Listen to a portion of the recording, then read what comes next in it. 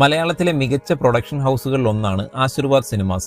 മോഹൻലാലിന്റെ സന്തത സഹചാരിയായ ആന്റണി പെരുമ്പാവൂർ ആരംഭിച്ച പ്രൊഡക്ഷൻ ഹൗസ് നിരവധി ഹിറ്റുകളാണ് മലയാളത്തിന് സമ്മാനിച്ചത്. മോഹൻലാൽ എന്ന താരത്തെ എങ്ങനെ ഉപയോഗിക്കണമെന്ന് കൃത്യമായി അറിയാവുന്ന നിർമ്മാതാവ് കൂടിയാണ് ആന്റണി. ആന്റണി പെരുമ്പാവൂർ നിർമ്മിച്ച ദൃശ്യം 3 ബോക്സ് ഓഫീസിൽ ഗംഭീര കുതിപ്പ് നടത്തുകയാണ്. റിലീസ് ചെയ്ത് 2.5 ദിവസം കൊണ്ട് 100 കോടി ക്ലബിൽ ചിത്രം ഇടം പിടിച്ചു. ആശീർവാദിന്റെ 3ാമത്തെ 100 കോടിയും മോഹൻലാലിന്റെ 5ാമത്തെ 100 കോടി ചിത്രമായും ദൃശ്യം 3 മാറിയിരിക്കുകയാണ്. അടുത്ത ഇൻഡസ്ട്രി ഹിറ്റായി ചിത്രം മാറുമെന്നാണ് കണക്കുകൂട്ടൽ. ഇത്രയും മികച്ച പ്രൊഡക്ഷൻ ഹൗസിന് ചില സിനിമകളിൽ കൈ പൊള്ളിയിട്ടുമുണ്ട്. മോളിവുഡിലെ ഏറ്റവും ചെലവേറിയ ചിത്രങ്ങളായ ഒടിയൻ, ബാറോസ് എന്നിവ അതിൽ ചിലതാണ്. മോഹൻലാൽ ആദ്യമായി സംവിധായക കുപ്പായം അണിഞ്ഞ ബാറോസ് നിർമ്മിച്ചത് ആശീർവാദ് സിനിമാസ് ആയിരുന്നു. 150 കോടി ബഡ്ജറ്റിലായിരുന്നു ചിത്രം ഒരുങ്ങിയത്. മോളിവുഡിലെ ഏറ്റവും ചെലവേറിയ ചിത്രമായി ഒരുങ്ങിയ ബാറോസ് വലിയ തകർച്ചയായിരുന്നു നേരിട്ടത്. ബോക്സ് ഓഫീസിൽ വെറും 15 കോടി മാത്രമാണ് ചിത്രത്തിന് നേടാനായത്. ബോക്സ് ഓഫീസ് പരാജയത്തിന് പുറമെ വലിയ ട്രോൾ മെറ്റീരിയലായും ബാറോസ് മാറി.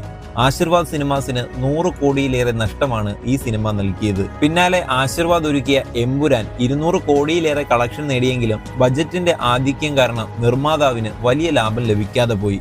ഇതിന് പിന്നാലെയാണ് ആന്റണി പെരുമ്പാവൂർ തന്റെ കയ്യിലെ ബ്രഹ്മാസ്ത്രം പുറത്തെടുത്തത്. ഇന്ത്യൻ സിനിമയിലെ ഏറ്റവും വലിയ ബ്രാൻഡായ ദൃശ്യത്തിന്റെ 3ാം ഭാഗം ആന്റണി അനൗൺസ് ചെയ്തു.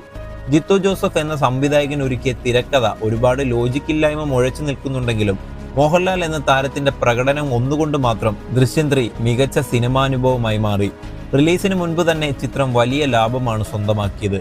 ദൃശ്യം 3യുടെ പ്രീ റിലീസ് ബിസിനസ്സിലൂടെ 160 കോടിയോളം ആന്റണി പെരുമ്പാവൂർ തന്റെ ടേബിളിൽ എത്തിച്ചു. വാഴ 2, ലോക എന്നീ ചിത്രങ്ങളെ തകർത്ത് ദൃശ്യം 3 അടുത്ത ഇൻഡസ്ട്രി ഹിറ്റാകുമോ എന്നാണ് പലരും ഉറ്റുനോക്കുന്നത്. ബോളിവുഡ് പ്രൊഡക്ഷൻ ഹൗസായ പനോരമ സ്റ്റുഡിയോസ് വൻ തുകയ്ക്കാണ് ദൃശ്യം 3യുടെ റൈറ്റ് സ്വന്തമാക്കിയത്. ദൃശ്യം എന്ന ബ്രാൻഡിന്റെ വലിപ്പം കൃത്യമായി മനസ്സിലാക്കിക്കൊണ്ടാണ് ആന്റണി പെരുമ്പാവൂർ ചിത്രത്തിന്റെ ബിസിനസ് നടത്തിയത്.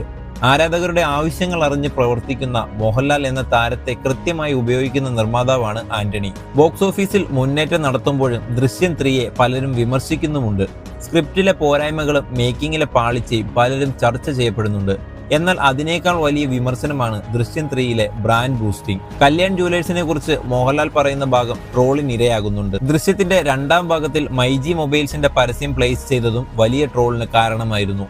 മോഹൻലാലിന്റെ എക്കാലത്തെയും വലിയ ഹിറ്റുകളിൽ ഒന്നായ ബാലേട്ടനിൽ പങ്കജ കസ്തൂരി, MCR മുണ്ട് എന്നിവയുടെ പരസ്യം നടത്തിയിരുന്നു. കസ്തൂരിമാൻ, ഡയമണ്ട് നെക്ലസ് എന്നീ ചിത്രങ്ങളിൽ ആലുക്കാസ് ജുവലറിയുടെയും 2 ഹരിഹർ നഗറിൽ അറ്റ്ലസ് ജുവലറി എന്നിവയുടെ പരസ്യവും ബ്ലെൻഡ് ചെയ്തിട്ടുണ്ട്. മോഹൻലാൽ നായകനായ മഹാസമുദ്രത്തിൽ വെസ്റ്റേൺ യൂണിയന്റെ പരസ്യവും കൊണ്ടുവന്നിരുന്നു. സിനിമകളിലൂടെയുള്ള ബ്രാൻഡ് പ്രൊമോഷൻ സാധാരണ കാര്യമാണ്. മാർവൽ സിനിമകളിലൂടെ വലിയ ബ്രാൻഡുകളുടെ പരസ്യം കാലങ്ങളായി നടത്താറുമുണ്ട്. എന്നാൽ അത് പരസ്യമാണെന്ന് തോന്നിക്കാത്ത തരത്തിൽ ഒരുക്കാൻ പ്രത്യേക കഴിവ് ആവശ്യമുണ്ട്. ദൃശ്യത്തിന് 4ാം ഭാഗം വരുമ്പോൾ ജിത്തു ജോസഫ് ഇത്തരം കാര്യങ്ങൾ ശ്രദ്ധിക്കുമെന്ന് നമുക്ക് കരുതാം. വീഡിയോ ഇഷ്ടമായെങ്കിൽ ലൈക്ക് ചെയ്യാനും ചാനൽ സബ്സ്ക്രൈബ് ചെയ്യാനും മറക്കരുത്.